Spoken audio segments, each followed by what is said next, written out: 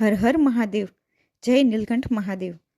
કહેવાય છે ને કે ભક્તિ પ્રવાસમાં હોય તો યાત્રા બને, ભક્તિ ભોજનમાં હોય તો પ્રસાદ બને, ભક્તિ ભૂખમાં હોય તો ઉપવાસ બને, અને જો ભક્તિ ઘરમાં હોય તો ઘર મંદિર બને છે। અમારા નીલકંઠ મહાદેવના ભક્તો દર વખતે કંઈક નવો જ સંકલ્પ કરે છે, દર વખતે કંઈક અલગ જ ગરીબોની સેવા કરે છે। આ વખતે તેમને ગરીબોને ખીચડીનું વિતરણ કરવાનો સંકલ્પ કર્યો અને ખૂબ જ સાત્વિક રીતે અને સરસ રીતે ખીચડી બનાવી અને ગરીબોમાં વિતરણ કર્યું। આ ખીચડીનું વિતરણ કરી અને ગરીબોમાં ખૂબ જ ખુશીનો માહોલ જોવા મળ્યો। બધાને ખાઈ અને ખવડાવીને એક અલગ જ ખુશીનો અનુભવ થયો। ખરેખર કોઈ જરૂરિયાતમંદોને અને ભૂખ્યાને ભોજન કરાવવાથી કંઈક અલગ જ ખુશી મળે છે। તમે પણ એક આવો નાનકડો પ્રયત્ન જરૂર કરજો।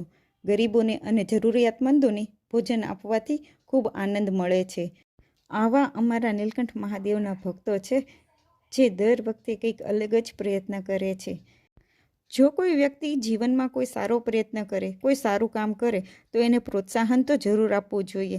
તો ચાલો મિત્રો, આપણે પણ એક સંકલ્પ કરીએ કે આપણે લોકો પણ કંઈક ને કંઈક ગરીબોને મદદ કરીશું।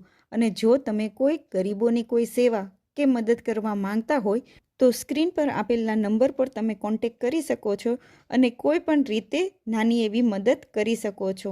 મને આશા છે તમે લોકો પણ અમારા આ સેવા કાર્યમાં મદદ કરશો અને બનતી સેવામાં જરૂર જોડાશો। એક વખત જોડાવ, ખરેખર ખૂબ જ મજા આવશે।